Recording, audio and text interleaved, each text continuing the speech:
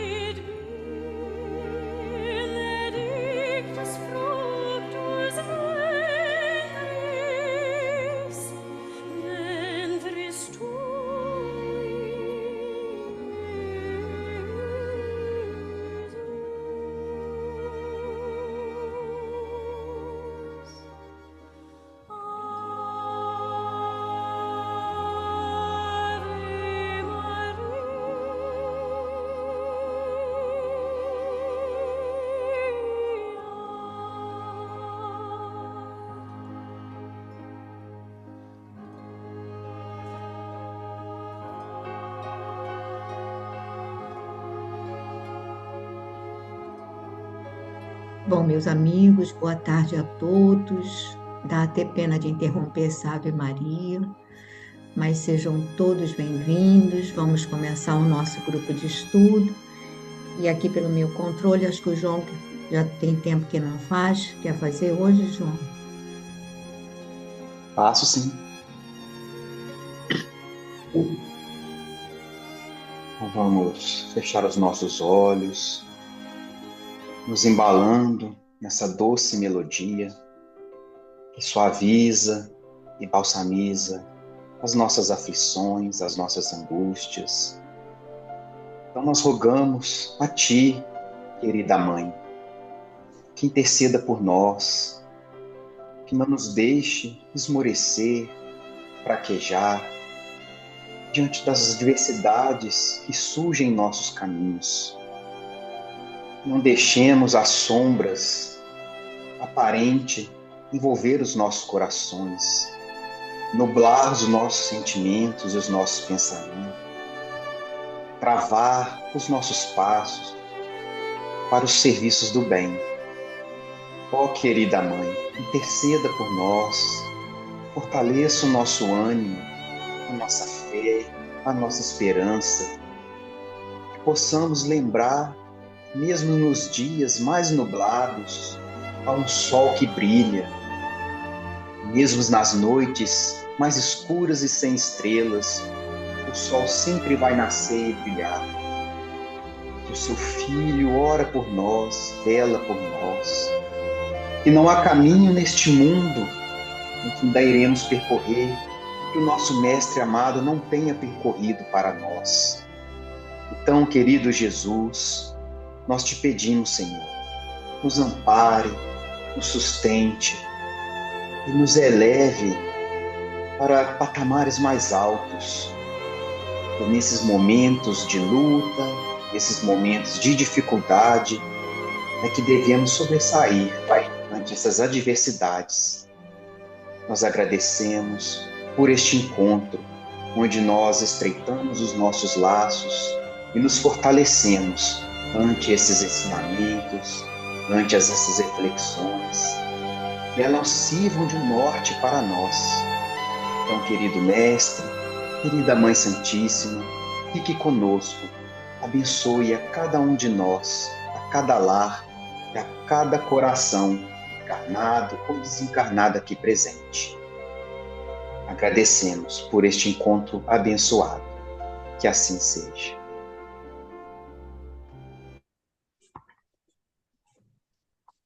É o capítulo 38 do livro Vinho de Luz, Servicinhos. Antes sede uns para com os outros benignos. Paulo, Carta aos Efésios, capítulo 4, versículo 32.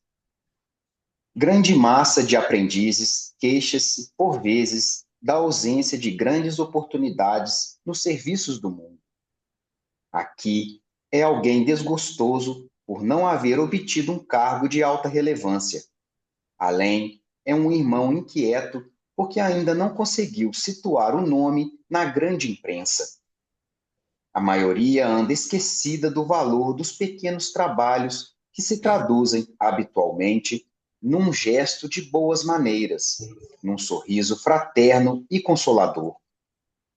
Um copo de água pura, o silêncio ante um mal que não comporta esclarecimentos imediatos, um livro santificante que se dá com amor, uma sentença carinhosa, o transporte de um fardo pequenino, a sugestão do bem, a tolerância em face de uma conversação fastidiosa, os favores gratuitos de alguns vinténs, a dádiva espontânea, ainda que humilde, a gentileza natural, constituem serviços de grande valor que raras pessoas tomam à justa consideração.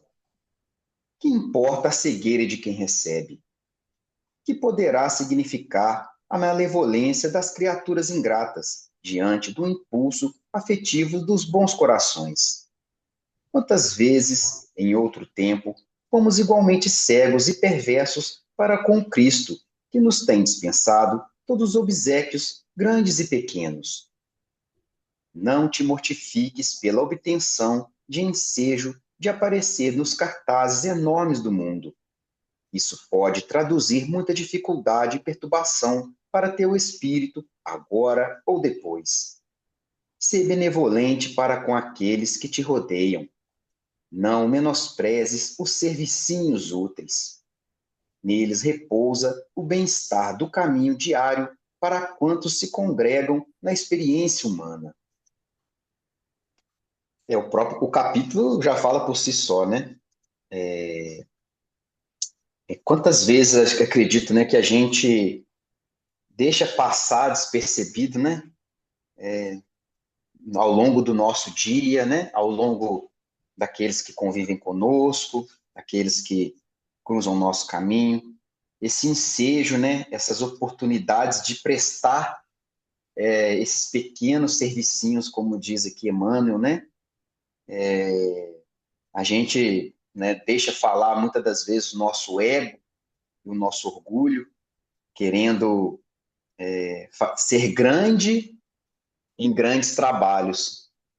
Mas, como diz Emmanuel, né, às vezes, muitas vezes é preciso ser grande, se fazer grande nos pequenos, né? Porque esse grande que a gente quer buscar em grandes tarefas, em grandes trabalhos, em coisas que às vezes traz mais visibilidade, ele vai junto com o nosso, não vai desprovido, né, de sentimentos menos nobres, né? A gente acaba imbuindo e levando junto conosco, né, o nosso orgulho, a nossa vaidade, indo atrás de elogios, de reconhecimento, né, dos tapinhas nas costas, das evidências, sendo que, na maioria das vezes, as oportunidades se apresentam para nós nos pequenos gestos diariamente. E ele traz aqui para nós, né, às vezes, é, eu vejo, às vezes, no meu trabalho hoje, graças a Deus, eu fico mais atento a isso, até porque eu estou à frente, né, na minha guarnição lá, mas quantas vezes a gente atendia ocorrência, tinha um mais antigo da minha frente, aí a pessoa chegava para a gente e falava, não, eu quero, ô policial, eu quero só dar um conselho para o meu filho, o policial virava e falava, colega, né, coitado, eu sou psicólogo não, senhor, a gente atende ocorrência, a gente é crime e tal, aí ir embora, às vezes uma palavra que a gente pudesse levar para aquelas pessoas ali que estavam naquele conflito, né, uma orientação, talvez resolveria o problema deles ali, ou seria um ponto inicial para eles mudarem de atitude, mudarem a postura. E às vezes a gente fica voltando na mesma situação por às vezes não ter prestado esse pequeno servicinho, doado um pouquinho do nosso tempo, né? Ele traz aqui quanta coisa, um livro que a gente dá, são pequenos gestos que às vezes nós que estamos fazendo, né? Lembro do André Luiz, quando ele vai lá pesquisar, né? Se tinha alguém feito alguma prece para ele, eu não lembro qual era a situação no nosso lá, mas que ele só encontra uma senhora que ele tinha atendido, e no fundo era para se livrar dela, né? Gratuitamente. Só que para aquela senhora, o gesto dele foi enorme. Às vezes um pequeno serviço que ele nem quis fazer, talvez nem com a intenção ali, né, mais nobre, né, desprendido ali, desprendendo ali um amor por ela, para aquela pessoa que recebeu, aquele pequeno gesto teve uma grande importância, uma grande significação. Então a gente não deve desprezar uma pequena atitude, né? Seja uma boa palavra, igual ele traz aqui, várias, né? Você transportar, ajudar uma pessoa a atravessar a faixa de pedestre, ou você está chegando no prédio, ou carregar uma sacola de compra. São coisas pequenas que às vezes para nós é pequeno, mas para o outro tem uma importância e significação muito grande. E aquilo é revestido, né, de boas vibrações que aquela pessoa te envia, né, depois, né, com gratidão. Essa senhora mesmo fez tantas preces para ele ali, né, para o próprio André, que ele nem sabia. Né? Eu acho assim, né? Eu até grifei aqui o parágrafo que ele fala assim, o que importa a cegueira de quem recebe? Né, que é já é uma outra vertente aqui, né? A gente não tem que se preocupar né, que se o outro vai estar recebendo bem aquilo que nós estamos doando ou ofertando, né? Mas que a gente faça isso com desprendimento, né? Fazer o bem por fazer o bem, né? Sem ficar esperando reconhecimento, sem ficar esperando elogios, né? Porque isso nada é nosso, tudo é de Deus, nós somos instrumentos. Então, né, o plantio, a colheita é do Pai, né? Nós somos aqui essas ferramentas, né? Porque a gente tem que lembrar que quantas, né, que ele traz aqui que o Cristo, né, quanto que o Cristo nos tem dispensado, né, sejam grandes ou pequenos gestos, atitudes, bênçãos em nossas vidas, e nós nos fazemos cegos, surdos, né, ingratos muitas das vezes, né? Então a gente não deve levar, né, para esse lado, né? E ele falando, né, não menosprezes os servicinhos úteis. Neles repousa o bem-estar do caminho diário para quantos se congregam na experiência humana. Então a gente, né, às vezes eu faço dois trabalhos por semana. Aí fico esperando chegar naquele momento daquele trabalho específico para poder me doar. Não, é o tempo todo nós somos convidados, a dar esse testemunho de amor, né? Dar o nosso melhor, né? Pepita, pode concluir, por favor, pessoal. Não, é isso mesmo, João. Acho que você já colocou, já falou bem sobre essa página. Queria saber se alguém mais quer acrescentar alguma coisa, porque é verdade, a gente tem uma tendência a não valorizar as atitudes simples do cotidiano, e na realidade é ali que está o nosso testemunho, né? Porque agir gentilmente, amorosamente, quando você está em guarda, que você está ou numa casa espírita ou num trabalho, como você disse, um trabalho que você está ali fazendo esse papel, aí você se policia, você. E aí? E o nosso dia a dia, toda hora, né? Todo momento em casa, a tolerância, a paciência, tudo isso que a gente, não é? Quantas vezes a gente tem que administrar a nossa pressa, né? Porque a nossa pressa, às vezes, é um desastre. Deixamos de atender com, com, com cuidado, com carinho, com afeto as pessoas que estão ali ao nosso redor. Mas alguém gostaria de falar alguma coisa? Não? Então, nós vamos passar para 50 anos depois.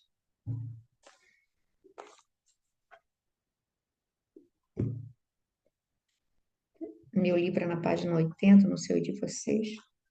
Estamos ainda no capítulo 3. Quem gostaria de começar? Quer começar hoje, Rosana?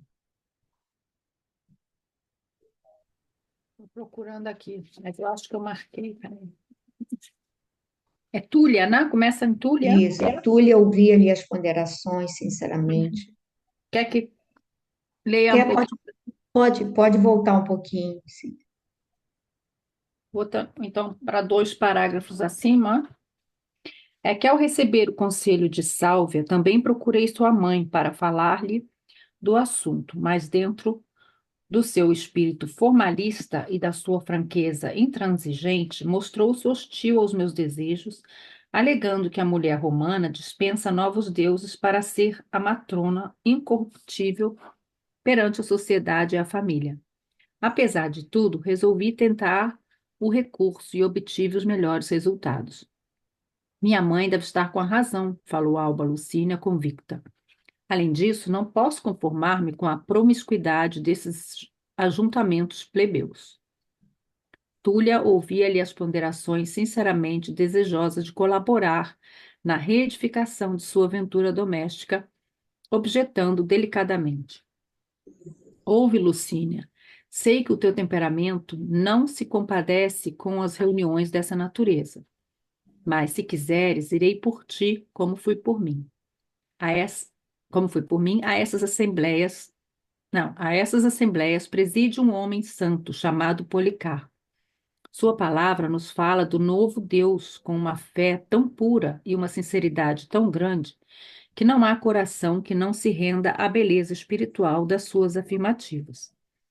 Suas expressões arrebatam nossa alma para um reino de felicidade eterna, onde Jesus Nazareno deve estar à frente de todos os nossos deuses, guardando-nos além dessa vida, com as bênçãos de uma bem-aventurança eterna. Não sou cristã, como sabes, mas fui beneficiada pelas suas orações, e, ao contrário do que afirmam, posso testificar que os adeptos de Jesus são pacíficos e bons. A esposa de Ovídio recebia-lhe as carinhosas sugestões com o coração imensamente sensibilizado. E irá sozinha, sem a proteção de uma guarda? Perguntou com admiração. Por que me perguntas? Os cristãos são vítimas de medidas vexatórias por parte das autoridades governamentais. Porém, irei ter com eles confiadamente, uma vez que se trata de tua felicidade pessoal. Tens uma fé assim tão grande nessa providência? Interrogou Lucínia com interesse e reconhecimento. Confiança total. E fazendo um gesto expressivo, como se houvera recordado um recurso novo, acrescentou: Ouve, querida, já que me falaste das predileções de Célia por essa doutrina, apesar do nosso segredo familiar sobre o assunto, por que não me permites o prazer de sua companhia? Essas reuniões se realizam nas velhas catacumbas da Via Nomentana, e o local é muito distante. Tenho plena confiança no êxito dessas orações e bastará uma só vez para que a paz volte a felicitar tua casa e teu coração. Vamos dar uma paradinha, Rosana, Tá? senão Uhum. Bom, a Alba Lucínia, né, não estava muito empolgada com a ideia da Túlia, mas acabou cedendo, vai acabar cedendo, né? Aqui a gente vê, porque é aquela história, né? A gente, quando está na dificuldade, a gente aceita a ajuda de todos os lados. E como a Túlia aqui disse, né, que ela não é cristã, mas ela também foi beneficiada com as orações. E acontece muito isso também com a gente aí no Brasil, né? As pessoas às vezes são católicas, são de outras religiões ou nem têm religião, mas acabam também recorrendo, né, à ajuda, né, do- da- dos espíritas, né? Seja através de passe, de atendimento espiritual. E eu acho que foi o caso aqui da Túlia, e ela ficou tão convencida que está querendo convencer, né, a Alba, e até se prontificou aí sozinha, né, por ela, para orar por ela, e depois sugeriu a companhia da Célia.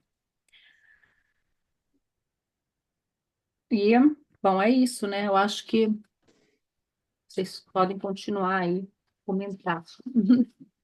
o que me impressiona, imagina nós ouvindo a pregação de um Policarpo. Ela diz: é um homem santo, sua palavra nos fala do novo Deus com uma fé tão pura, uma sinceridade tão grande, que não há coração que não se renda à beleza espiritual de suas afirmativas. Suas expressões arrebatam nossa alma para um reino de felicidade eterna, onde Jesus Nazareno deve estar à frente de todos os nossos deuses. Gente, aí a gente fica imaginando o vigor que deve ser a pregação de um mensageiro desses. Todos esses Policarpo, outros que vêm, que são colocados, são não são espíritos comuns, são espíritos que já vêm com uma bagagem e com uma fidelidade tamanha a Jesus de Nazaré, que é algo assim que traz uma força, são realmente mensageiros, intermediários divinos, né? E aí você vê que o vigor, a energia dessas palestras ficou impressa ali no coração da Túlia, que anda quilômetros, você vê, alta madrugada, uma mulher se propõe a ir sozinha, tem que ter uma fé muito forte, ou tem que ter aquilo, aquele momento tem que ter representado um encontro de abastecimento energético muito significativo para você se arriscar a sair de casa para ir para as catacumbas que fica normalmente alguns quilômetros, ela mesmo diz que é distante à noite, sozinha, né? E não adianta dizer que naquela época a noite era o paraíso. A gente sabe que não, né? Que havia também muitos assassinos, muitas coisas acontecendo. Então, o que me chama aqui a atenção, eu destacaria essa figura de Policarpo, a figura desses homens santos e que, quando se dispunham a falar de Jesus, eles eram conectados diretamente com as falanges dos trabalhadores do Cristo. Daí o brilhantismo, mas não o brilhantismo que ofusca, mas que energiza, que alimenta a alma, que eleva. E aí a pessoa, ela foi lá e ela mantém isso vivo no coração. A certeza de que uma prece lá teria um retorno, teria né, uma resposta de Jesus de Nazaré. Alguém mais quer falar alguma coisa? E Repita, eu fui procurar aqui, né? Eu falei, quem terá sido esse Policarpo, né? Para ver se o Emmanuel sempre coloca assim essas. E eu descobri aqui uma coisa, depois eu vou colocar para o grupo, numa publicação, que o Manuel Quintão, que foi vice-presidente da Federação Espírita, brasileiro, muito é a amigo de Chico, reencarnação, ele é a reencarnação do Policarpo. Policarpo. É, aí aqui diz, né, que o Chico revelou isso algumas vezes, coisa e tal, e que ele foi, assim, como que um mentor do Nestório, né? E, mas aí depois eu vou colocar aqui, eu olhei hoje aqui, achei interessante, é uma publicação de uma revista, é o Espírita Mineiro, de 1977, essa publicação. E aí fala, né, porque diz que o Manuel Quintão ajudou muito o Chico na época Muito. que ele estava querendo lançar. Eu nem conhecia, estou Não, na botando aqui, mas eu realidade, não na conhecia. realidade é o Manuel Quintão que vai viabilizar a publicação de Parnaso de Parnaso. Além Túmulo. É É, ele que ele descobre o mesmo, isso Chico. mesmo.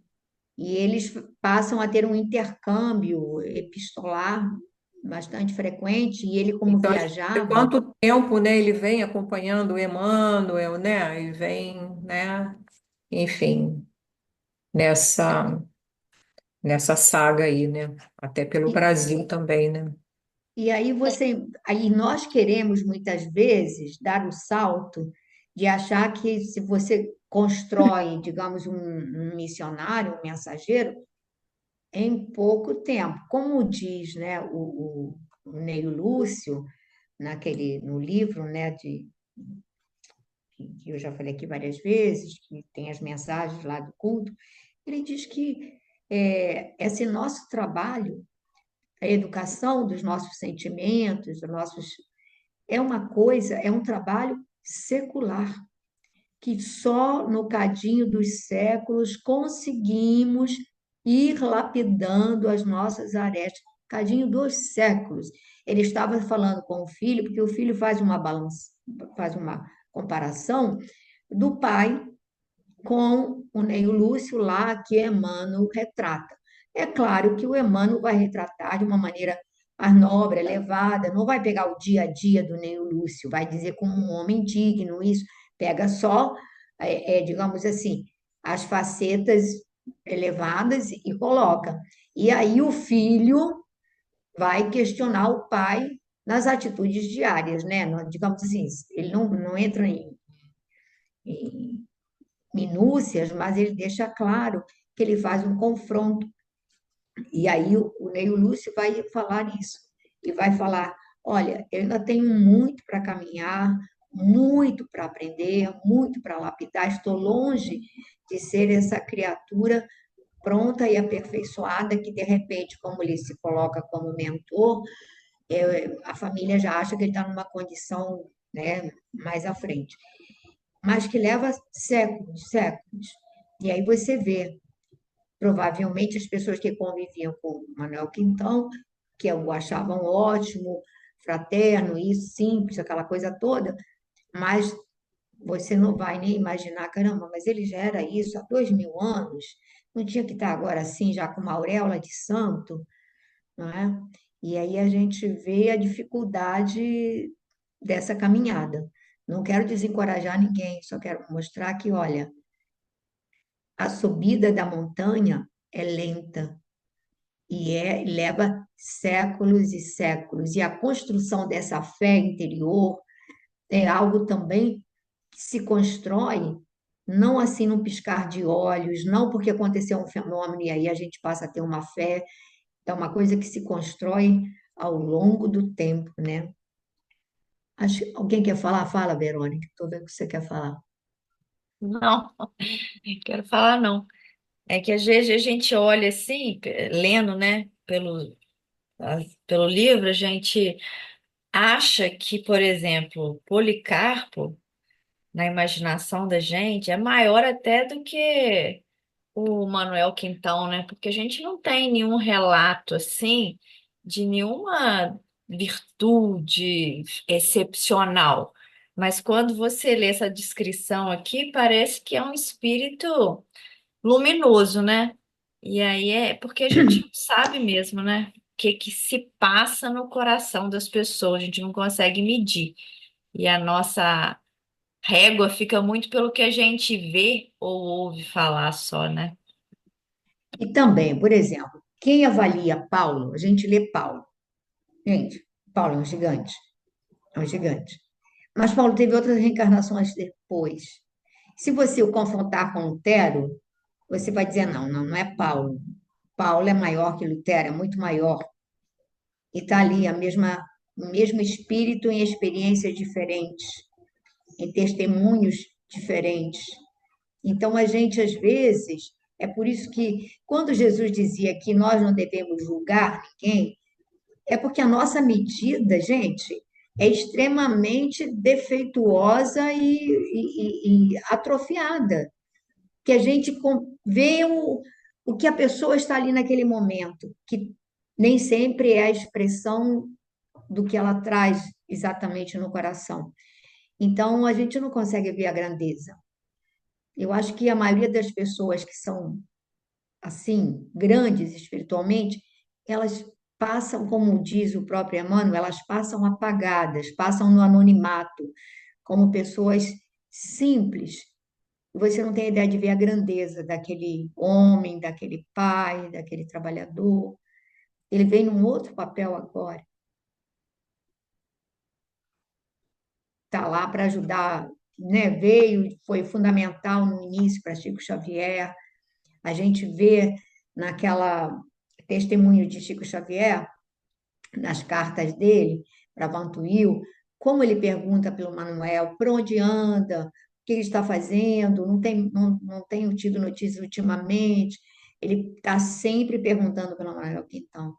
E ele, em vários relatos, ele fala de quanto o Manuel o ajudou, que ele passava, ele tinha uma função, um trabalho, não sei se era caixeiro viajante, não era alguma coisa que ele viajava pelo interior aí do Brasil, e foi assim que ele descobriu lá em Pedro Leopoldo, Chico Xavier, né? E olha, quer dizer, não foi à toa, né? Não veio naquele trabalho à toa. Não, a gente não, eu acho que a gente avalia muito pouco, né? O que somos. Fala, Rosana, fala. Pelo que a Verônica falou aí, é o que eu estava pensando também, né? Então, não são séculos que nós precisamos, são milênios, Sim, porque foram 2000 anos aí e ele foi parar no Brasil e é aquilo que ela falou, né? A impressão que a gente tem é que o Policarpo é muito mais evoluído, né? Mas então dá até desânimo. não é por aí, não é por aí, Rosana, não é ao contrário, é ao contrário. Isso aí tem que nos dar ânimo, porque isso aí mostra que, olha, as nossas rateadas fazem parte do processo, as nossas derrapadas faz parte dessa nossa condição, mas estamos no processo, no processo. Mas é por isso que a gente tem que se empenhar para consolidar alguma coisa, gente. Consolidar, esse é o meu grande medo. É da gente reencarnar numa condição distanciada, digamos assim, dessa doutrina, ou distanciado em um ambiente hostil, do ponto de vista espiritual, e a gente se perder. Porque a gente só vai conseguir manifestar o bem se ele estiver consolidado, senão a gente vai escorregar, né? Fala, Gracinha. Gracinha está ali, ó, endosse para falar. Fala, pode falar, Gracinha. Não, estou em dócil, não. É que você falou exatamente o que eu ia falar quando a Rosana falou. Eu acho que chega a ser poético, né? Nós temos todo o tempo do mundo, mas somos nós que vamos sofrer se nós perdermos tempo demais, né? Vamos É. ter bastante tempo, mas vamos ficar muito mais tempo sofrendo, porque a subida de uma montanha não é fácil. E quantas vezes a gente sobe uma montanha e tem que subir ela novamente? Não que a gente volte para trás, mas é porque a gente perde no caminho alguns ensinamentos, né? Essa medida que você falou aí, eu acho que a nossa medida é uma peneira, né? Boa parte do que precisa ser aproveitado escapa pelos buraquinhos. A gente precisa voltar, né, a melhorar as De novo. medidas. Bom, muito bem. Então vamos prosseguir. Quer ler um pouquinho, Verônica? Posso ler? Alba Lucínia sentia-se confortada com as promessas da amiga, considerando-lhe a fé profunda e contagiosa, na grata perspectiva da felicidade doméstica, e acrescentou: Vou pensar e depois combinaremos. Mas, se necessitares de uma companhia, é a mim que compete acompanhar-te. Separaram-se então com um beijo afetuoso, ao passo que o vulto esguio de Atéria se afastava lesto de uma ampla cortina oriental, depois de ouvir a singular entrevista. Dentro de uma sociedade como aquela, em que todas as classes, desde os primórdios, em virtude das influências etruscas, recorriam ao invisível e ao sobrenatural, nas mais diversas contingências da vida, Alba Lucínia passou a meditar na preciosa oportunidade sugerida pela amiga de infância. Embora encontrasse conforto na expectativa do empreendimento, passou o resto do dia entre a indecisão e o sofrimento moral. Teve ímpetos de ir a Tibur para arrancar o esposo de todas as perigosas situações em que se encontrava, mas o raciocínio preponderou em todas as suas inquietações angustiosas. À noite, quando todos dormiam, dirigiu-se ao santuário doméstico e, prosternando-se junto ao altar de Juno, deusa romana, protetora do casamento, do parto e, sobretudo, da mulher em todos os aspectos da sua vida, suplicou a Deus entre lágrimas que lhe amparasse o espírito nos caminhos ásperos do dever e da virtude. Pode continuar? Pode. Você quer comentar esse pouquinho, depois aí você continua? Foi um pedacinho Tá. para começar. Aqui ela ficou, né, indecisa, sem saber o que faria, né? Emmanuel até explica ali que era, eu nem sabia que era em razão disso. Fala que em virtude das influências etruscas, que era muito comum, né, muito habitual recorrer ao invisível, ao sobrenatural, para poder resolver todos os tipos de problema que a princípio não eram solucionados, né? Desde aqueles físicos até os do casamento, os do negócio, seja lá o que for. Então, ela ficou com aquilo na cabeça sem saber ao certo ainda o que faria, né? Ora achando que devia ir lá em Tibur chamar o marido de volta, mas conseguiu raciocinar, né? Conseguiu colocar a razão acima da emoção e se conteve quanto a isso. E aí, à noite, ela faz uma prece lá para os deuses romanos lá e vai receber a orientação, né? Que vai passar para o próximo capítulo, né? Receber, digamos assim, as respostas, a intuição. Aí Então, não quer sei ler se mais um pedacinho aí? Aí, tá. Na Via Nomentana. Uma semana depois do que vimos de narrar, vamos encontrar Cláudia Sabina à noite no terraço de sua casa em Roma, palestrando com Atéria na mais franca intimidade. Então, Atéria, dizia Surdina, depois de longa exposição da cúmplice, meu esposo, assim, parece querer facilitar a realização de meus projetos. Nunca o supus capaz de apaixonar-se por alguém fora do ambiente de suas armas. Entretanto, senhora, Em cada gesto seu, em cada palavra, inferem-se perfeitamente os sentimentos que lhe vão na alma. Está bem, exclamou a antiga plebeia, como se o assunto a enfadasse. Meu marido não é o homem que me interessa. Tuas notícias de hoje significam que o acaso também coopera a meu favor. Além de tudo, lembrou Atéria, acentuando o caráter secreto daquelas revelações. Lucínia e Túlia combinaram solicitar uma bênção na reunião cristã, a fim de que Ovídio Lúcius volte imediatamente de Tibur a reintegrar-se na harmonia doméstica. Cláudia deixou escapar um riso nervoso, mas interrogou com avidez. Sim? E como soubeste? Há uma semana elas trocaram confidências e ontem, à noite, assentaram um plano, embora a patroa se encontre bastante abatida, acreditando eu que venham a realizá-lo nesses 4 dias. Convém estares vigilante para acompanhá-las sem que o percebam, de modo a prosseguir ciente dos acontecimentos. E esboçando um gesto de malícia, sentenciou: essas senhoras desconhecerão, porventura, os éditos imperiais que visam a eliminação do cristianismo? Que descaso das leis! Enfim, contribuiremos também, de algum modo, para que as autoridades fixem esse novo foco doutrinário. Depois dos teus informes, falarei com o quinto bíbulo a respeito. Vamos parar então aí? Tá.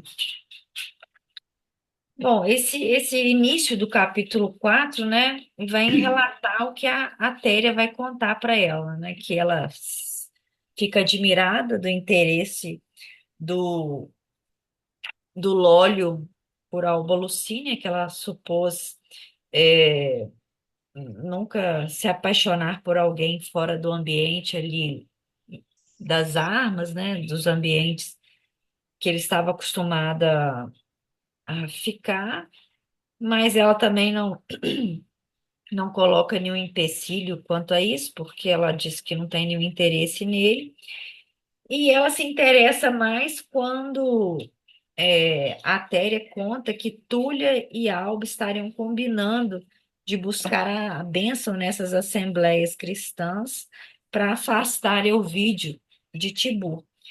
E aí ela deixa escapar um riso nervoso, ou seja, né, aquela coisa assim de que não acredita muito, mas que no fundo acredita, né? Vai que porventura isso realmente funcione. Então você já observa que, embora ela queira aparentar um desdém, no fundo, ela ficou um pouco receosa com essas providências. E aí pede que a Atéria, né, continue espionando de uma forma bem discreta e já informa que ela iria comunicar, né, a localização, a, onde essa reunião, onde essa assembleia se reunia, para que o império pudesse, então, chegar até lá, né, prender e fazer o que eles costumavam fazer, porque tinha essa proibição. Aí paramos por aqui, não sei se querem Tá bom. completar. Alguém mais gostaria de falar alguma coisa? Essa parte é mais descritiva. Alguém mais gostaria de fazer algum comentário? Não? Ninguém quer fazer? Florinha, quer ler um pouco? Sim.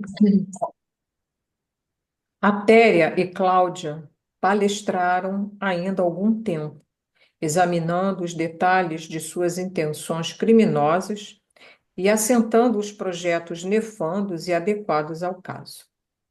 Pela manhã do dia imediato, uma liteira modesta saía do palácio do prefeito, conduzindo alguém que se ausentava de casa com a máxima discrição.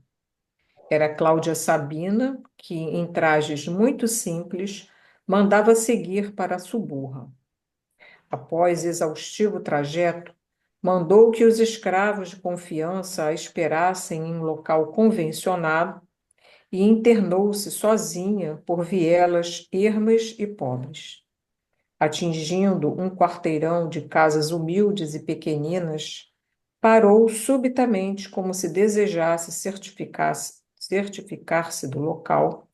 Fixou a pequena distância uma casa esverdeada, de feição característica, que a diferenciava de todas. A esposa de Lólio Úrbico esboçou um sorriso de satisfação e, estugando o passo, bateu à porta com visível interesse. Daí a momentos, uma mulher velhíssima e de má catadura, cabelos desgrenhados e largos vincos a lhe enrugarem o rosto, veio atendê-la com expressão de curiosidade nos olhos empapuçados e pequeninos. Observando a visitante, que ostentava uma toga simples, mas rica, além da rede dourada a prender-lhe a cabeleira graciosa e abundante, a velha sorriu satisfeita, farejando a boa situação financeira da cliente que lhe buscava os serviços. É aqui, perguntou Cláudia com mal disfarçada modéstia, que reside Plotina, antiga pitonisa de Cumas? Sim, senhora, sou eu mesma para vos servir. Entrai. Minha choupana honra-se com a vossa visita. A esposa do prefeito sentiu-se bem com a recepção bajuladora e fingida. Necessitando de sua cooperação, disse a visitante. Necessitando de sua cooperação, disse a visitante, penetrando o interior com desembaraço. Vim procurá-la em vista da recomendação de uma das minhas amigas de Tibur. Muito, muito grata, minha senhora, espero corresponder à vossa confiança. Disseram-me que não precisaria expor o objeto de minha consulta. Será de fato assim? Perfeitamente, esclareceu Plotina com a sua voz enigmática. Meus poderes ocultos dispensam qualquer explicação da vossa parte. Sentando-se num velho divã, Sabina notou que a feiticeira buscara uma trípode e colocara junto da mesma numerosos amuletos, nos quais se esbatia a mortiça claridade de pequena tocha, acesa para atender às necessidades do momento. Em seguida, depois de atitude contemplativa e descansada, Plotina deixou pender a cabeça entre as mãos, mostrando palidez cadavérica, como se a sua vidência misteriosa estivesse a devassar as mais sinistras miragens nos planos invisíveis. Cláudia Sabina seguia-lhe os mínimos movimentos com singular interesse, entre o temor e a surpresa do desconhecido, mas dentro em pouco a fisionomia da intermediária entre o mundo e as forças do plano invisível normalizava-se, atenuando-se-lhe as contrações nervosas do rosto e extinguindo-se as expressões de profundo cansaço que lhe escapavam dos lábios entumecidos. Para, Pepita, ou Eu continua? acho que pode parar um pouquinho, que aí É, acho que depois vai continuar, né? então, aqui, né, como a gente já viu antes, né, que é, tinha-se o hábito, né, de buscar os bruxos, como eles falavam lá, né, os feiticeiros, né, a gente já viu uma situação dessa anteriormente, né, no há 2000 anos, né, daquele feiticeiro, que eu não lembro o nome, a memória é uma coisa horrorosa. Araxá, Isso. E essa médium aqui, né, o Emmanuel descreve que ela realmente tinha uma mediunidade muito, vamos dizer assim, Vamos lá. forte, né? Porque a Cláudia pergunta a ela se ela precisava falar alguma coisa, e ela diz que não, ela diz, meus poderes ocultos dispensam qualquer explicação da vossa parte. Aí ela entra ali né, em transe, vamos dizer assim, né, num desdobramento, alguma coisa que ela... E ali ela consegue, né? Aqui diz, como se a sua vidência misteriosa estivesse a devassar as mais sinistras miragens nos planos invisíveis, que é aquilo que a gente sabe, né? Quando você planeja, quando você pensa em efetuar, vamos dizer, um mal feito, aquilo já começa a se materializar, não é? No éter, né? E ela teve acesso a essa, né? Ela consegue captar essa, né? Essa intenção, né? Malévola dela, né? E, e a Cláudia Sabina fica meio atemorizada, né? Porque ela, ao mesmo tempo, com interesse, mas com um pouco de temor, né? E aí o Emmanuel também mostra que a fisionomia da Plotina, né? Ela depois vai se normalizando, né? Ela, quer dizer, ela meio que até se transfigurava ali, sei lá, né? E então ela vai captar, né, tudo que a Cláudia traz de sinistro para e já prevendo ganhos, né, significativos essa com essa visão que ela vai ter, né?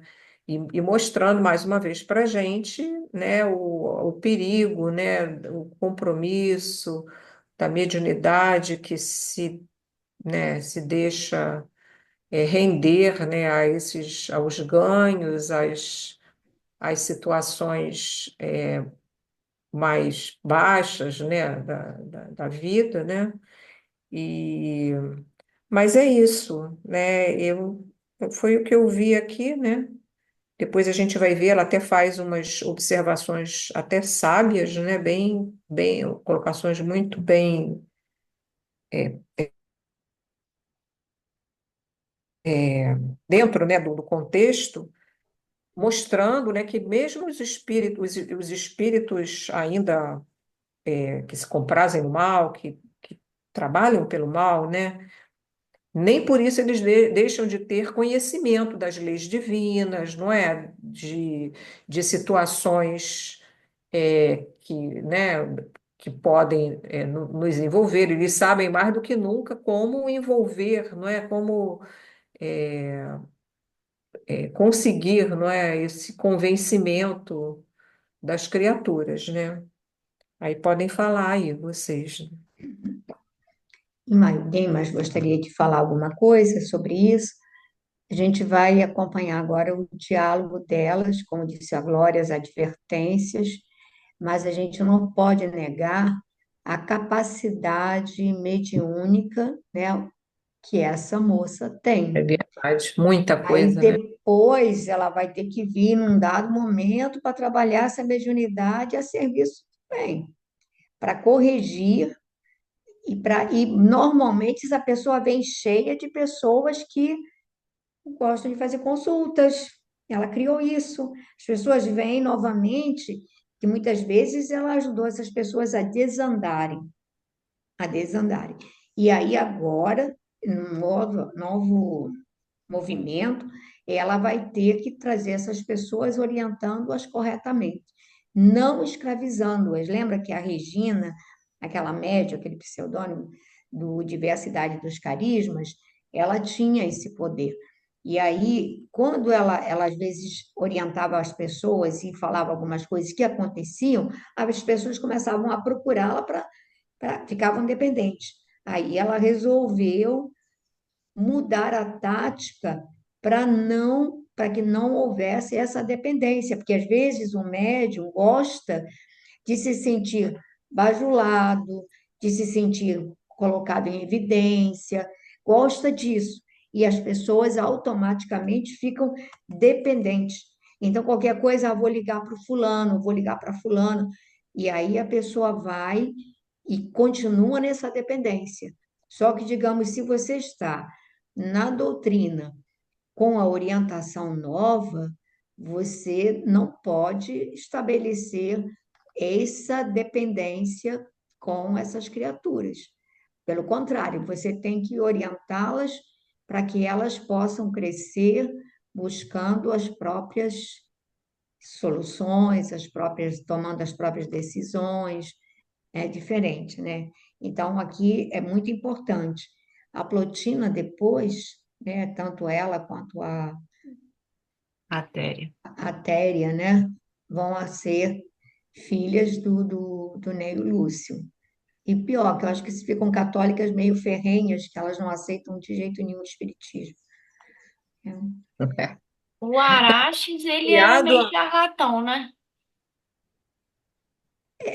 Ele tinha, não, mas ele tinha evidência, lembra que ele falou? tinha, Ele, Ele tinha tinha, uma ele, evidência inclusive, grande. ele fala coisas com É, o rapaz lá, meu Deus, Saul. filho lá com o Saul, Saul. que o Saul fica assim, que ele tinha mediunidade, sim. o problema é que é uma mediunidade mercenária, né? Esse é o Exatamente, isso que eu ia falar. problema. O problema, além de causar essa dependência, é uma mediunidade que visa ganhos, né? Voltada para o mal, né? Voltada E para o mal. ainda provoca, exatamente, provoca o mal, né? E é provável que a gente já tenha passado por esses caminhos, né, gente?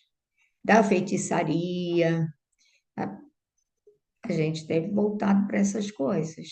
Agora a gente tem que educar isso, né? Será que a gente encarou uma fogueira na Idade Média? Aí eu não sei. Se encarou, não sei. Eu acho que a gente mandou gente Tô para. mais para pôr alguém na fogueira do que Pois a é, eu acho que a fogueira. gente mandou gente para a fogueira. Isso eu não tenho dúvida, É. né? Isso eu não tenho dúvida. E tem custado caro isso. A conta vem às vezes muito depois. Mas vamos prosseguir, Gracinha, quer ler um pouco aí? Posso ler. De semblante sereno e curioso, como se a alma houvera regressado de misteriosas paragens com as mais vastas revelações, tomou as mãos aristocráticas de Cláudia, exclamando em tom discreto: disseram-me as vozes que há mais a um homem, preso a outra mulher pelos laços mais santos desta vida. Por que não evitar a tempo uma tempestade de amarguras que recairá mais tarde sobre o vosso próprio destino? Viestes até aqui em busca de um conselho que vos oriente as pretensões, mas seria melhor abandonardes todos os projetos que tendes em mente. Cláudia Sabina ouviu-a assustada, mas o temperou com veemência. Plotina, conheço a elevação da tua ciência e venho recorrer aos teus conhecimentos com uma confiança absoluta. Se a tua visão pode devassar o passado, procura fixar no presente a única preocupação da minha vida. Ajuda-me, recompensarei regiamente os teus serviços. A consulente abriu a bolsa reperta, deixando cair grande porção de moedas na trípode, como se despejasse ali uma catadupa de sestércios, enquanto a velha bruxa arregalava os olhos na cupidez e na ambição dos seus baixos sentimentos. Senhora, disse ela, desejosa de alcançar os proventos de tão grandes recursos financeiros, já vos dei o primeiro conselho, que é o da sabedoria que me assiste. Mas também sou humana e quero corresponder à vossa generosidade. Conheço os projetos que vos animam e procurarei auxiliar-vos, a fim de que possais levá-los a bom termo. Cumpre-me, porém, esclarecer que a vossa rival está assistida por uma figura angélica, embora eu não possa saber se essa criatura vive na terra ou no céu. No meu poder oculto, vi a mulher que odiais nimbada pela aura intensa de um anjo junto dela. E como se estivesse travando um duelo de consciência em face da invejável situação financeira da consulente, acrescentou: precisamos muito cuidado, senhora. Essa criatura celeste pode defender a vossa rival de todos os sofrimentos estranhos ao seu destino. Mas como pode ser isso? Perguntou Cláudia Sabina, profundamente impressionada. Não terá filhos a vossa rival?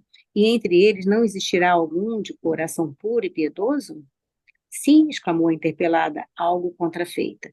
Embora não saiba de alguma de suas filhas que se encontra em tais condições. Entretanto, não venho aqui para cuidar desse assunto, e sim do meu próprio interesse passional. Por que me falas, pois, dessa defesa angélica incompreensível para mim? Senhora, hei de ajudar-vos com todas as minhas forças, pois tenho necessidade de dinheiro para atender às necessidades numerosas e prementes. Mas devo afiançar-vos que correremos o risco de perder nosso esforço, porque um anjo de Deus pode aparar os golpes do mal, visto não existir o sofrimento qual o entendemos para os seus corações purificados. Enquanto a inquietação e a dor podem arrastar as almas vulgares ao torvelinho das paixões e padecimentos do mundo, o espírito que se redimiu realizou em si a edificação da fé que o liga a Deus Todo-Poderoso. Para esses corações imaculados, Senhora, a terra não pode engendrar o tormento ou o desespero. Vamos comentar, Gracinha, porque tem coisa aí muito importante. Aqui tem muita coisa, muita riqueza, né? Em primeiro, lá quando ela relata, quando ela volta, né? E ela relata para Cláudia que o homem que ela estava querendo conquistar é preso a uma mulher por laços santos, né? E que ela deveria evitar esse embate de tentar conquistá-lo. Me pareceu, pode ser que eu esteja aqui enganado num primeiro momento, de que essa médium também tinha, quando recebia mensagens, alguém do bem tentando orientar o que dizer, né? Porque ela viu que a Alba tinha proteção, né? E que o que ela pretendia fazer, independente dessa proteção, não era uma coisa boa e que não iria frutificar num retorno bom para ela mesma. Mas ela logo se rende ao dinheiro, né? Porque a outra descarta a possibilidade de querer saber o que possa acontecer no futuro, diz que só quer saber do presente. E então ela diz que ela queria, se ela queria, a ela interessava muito aqueles recursos. Mas volta a dizer novamente, né, que cumpre esclarecer que a rival está assistida por uma figura angélica, que para ela parecia alguém que pudesse estar na Terra ou não, talvez uma filha, e acho que nesse caso aí era a filha mesmo, né? A gente vai ver na frente que a filha vai fazer sacrifícios incríveis para defendê-la, para ajudá-la, lá no final do livro, mais para o final. E aí ela diz coisas lindas aqui, né? Ela diz da pessoa que já se desprendeu dos interesses daqui, é capaz de fazer, né? É capaz de ter, né? Que não tem a inquietação que todos nós temos de pensarmos em nós de imediato, né? E é capaz de sim se envolver da forma tão santa, é uma pessoa que está tão purificada, já num nível tão alto, que ainda que tenha que sofrer grandes martírios, né? Vai passar por eles, preferir passar por eles do que cometer qualquer coisa que seja ruim, que seja do mal. E a gente viu aí várias pessoas vários profetas, né, e principalmente Jesus, Paulo, enfim, tanta gente que a gente vê, assiste, né, lê, fica sabendo, né, que são criaturas santas que vieram para cá demonstrar para a gente como um ser deve se manter no caminho, né? E que como é doloroso manter-se no caminho muitas vezes, é uma lição, mas que você, quando alcança essa possibilidade, você não vai ter medo de nada, né? Você vai cumprir o que tem que ser cumprido. Eu acho que eu não sou capaz de comentar plenamente tudo que está escrito aqui nessas palavras, não. Pepita, deixa você e quem quiser mais falar. Não, eu acho interessante, aquilo que você falou é verdade, porque olha só, a espiritualidade vai sempre usar do instrumento possível para impedir que o mal se propague, né? Para impedir, até, digamos, a própria Cláudia Sabina, deve ter gente que se interesse por ela, também no sentido de que ela não derrape em quedas mais desastrosas. Então, eu achei muito interessante quando a Téria diz assim: Senhora, já vos dei o primeiro conselho, que é o da sabedoria que me assiste. Então, o primeiro conselho foi: desista desse homem, ele não vos pertence, isso vai trazer muito de sabores para o futuro, etc. e tal, mas não é isso que ela quer, aquela tal história. Não é esse o conselho que eu quero ouvir, mesmo que esse seja o conselho certo. Então, ela quer, é igual a criança que diz assim: olha, se você, agora você pode ganhar, sei lá, uma bola de sorvete, mas se você esperar até depois, né, do jantar ou do almoço, você pode ganhar duas. Não, eu quero uma bola agora. Eu quero garantir o prazer imediato, eu não quero esperar. E aí, espiritualmente falando, quando a gente vai busca esse prazer dos sentidos, ela quer o atendimento da paixão. Tudo que ela quer é o atendimento da paixão. Não estou preocupada com o aspecto moral, o que vai acontecer depois, com o sofrimento. Eu quero agora. Eu quero agora. Então, é isso que tem sido o grande motivo dos nossos desastres ao longo das existências. E aí ela vai dizer, aí depois ela vai dizer, bom, mas já que a senhora não quer, então vamos ao que interessa a senhora e a mim. A mim interessa o seu dinheiro e a senhora quer o Satisfazer atendimento da seu sua desejo. paixão. Então, a partir desse momento, a nossa conexão é outra. Quem vai entrar aí para auxiliar, não vai ser quem deu o primeiro conselho, né? E aí a gente vai ver o livre-arbítrio funcionando.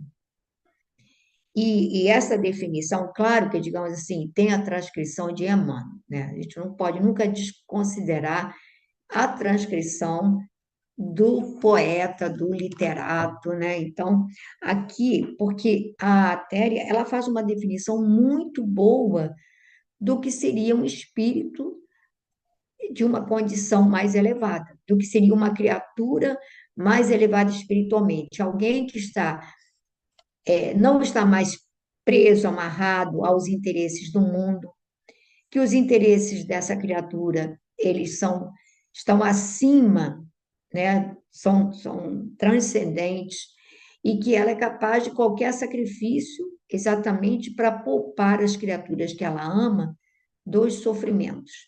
E aí ela sem querer, ela percebe a existência desse ser, embora ela não consiga identificar a Célia.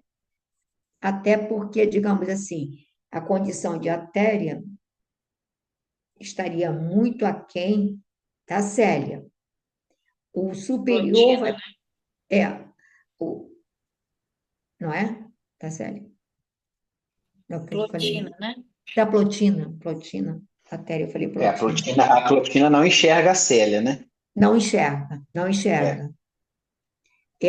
A Plotina não enxerga a Célia, porque é o muito mais elevado, é né? diapasão, né? É. Ela sabe que existe esse ser, então ela pode pressentiu, mas ela não consegue penetrar. Ela chegou bem O, perto, né? é, Ela chega bem perto quando pergunta se não existe Se ela algum tem se filhas, tem alguém ela filho, tem né? próximo filhos. Não terá filhos a vossa rival, e entre eles não existirá algum de coração puro e piedoso.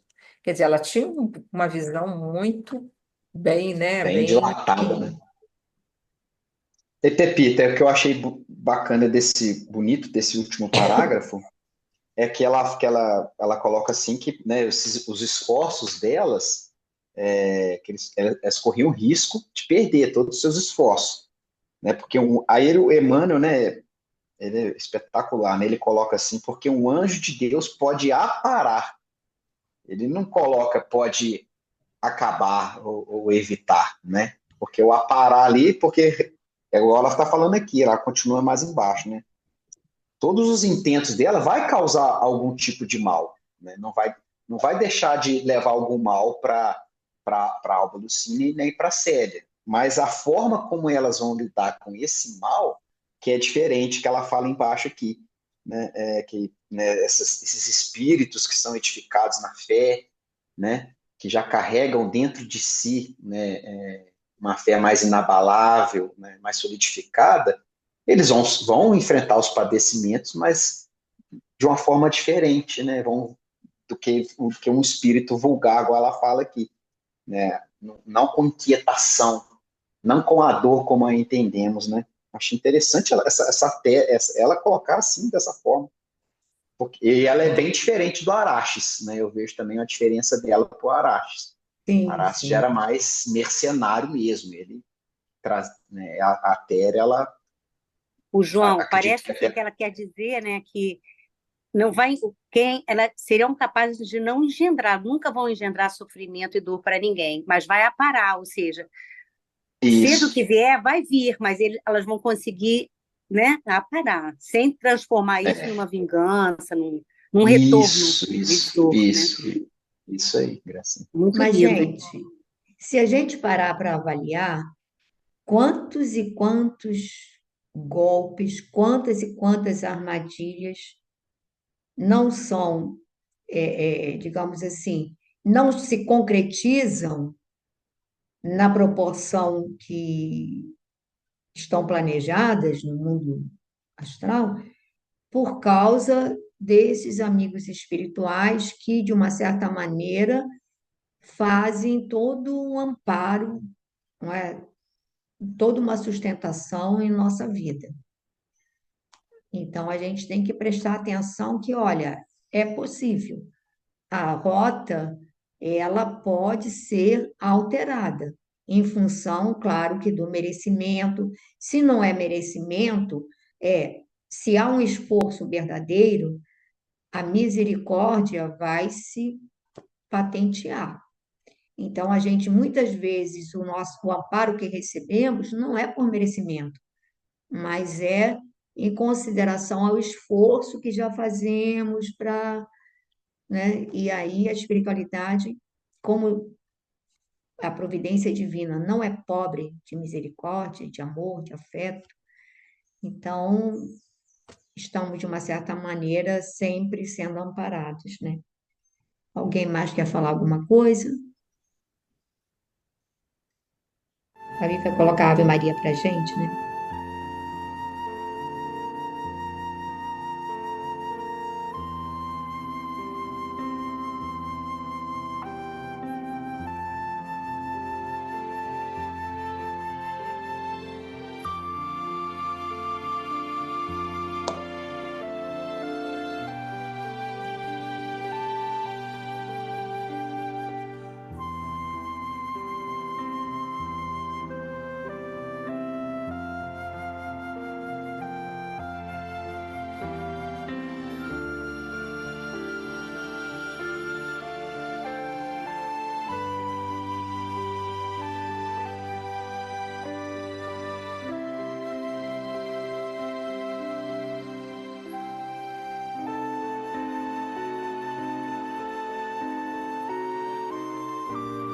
Nesse momento, nós pedimos a Maria, nossa Mãe amantíssima, que nos abençoe a todos. Agradecemos, Senhora, pela dádiva das reflexões que nos foram propiciadas por esse estudo. Agradecemos, Senhora, por esses momentos de encontro, de alimento espiritual, e te pedimos, Mãe, que nos fortaleças e renoves o nosso ânimo para a luta e mantenhas viva sempre, Senhor, a esperança, a fé, a certeza de que amigos espirituais em teu nome e em nome de teu Filho amado amparam a todos nós e a toda a humanidade. Então ajuda-nos para que possamos aproveitar as oportunidades que o teu amor nos oferece. Ajuda-nos para que possamos, Senhora, caminhar com mais segurança, com mais otimismo, com gratidão por tudo que nos oferece. E hoje, Mãe querida, o pequeno recanto a quem demos o teu nome, nosso Pequeno Recanto de Maria completa 31 anos de existência. Sabemos que é uma obra que foi feita porque foi amparada por vós, pelos amigos espirituais. Agradecemos a oportunidade que essa casa nos oferece de aprendizado, de encontro, de acolhimento. Agradecemos por estarmos juntos, reunidos em teu nome. Mesmo esses amigos que fisicamente estão mais distantes, mas que fazem parte dessa família. E que sabemos que o teu manto se estende até eles. Porque vemos que somos uma célula só, um grupo. E te pedimos, Senhor, que não permitas que as sombras que ainda trazemos bloqueiem a nossa vontade de fazer o que é necessário. Não permitas que o receio, o temor nos paralise. Não permitas, Senhor, que não façamos aquilo que é o nosso dever. E tenhamos em mente o entendimento da tarefa que foi designada a todos nós. É pequena, Senhora, é muito pequena, mas é a nossa casa, é a nossa família, é ela que nos conecta a vós. Abençoa-nos, Senhor. Não deixes que a sombra nos paralise.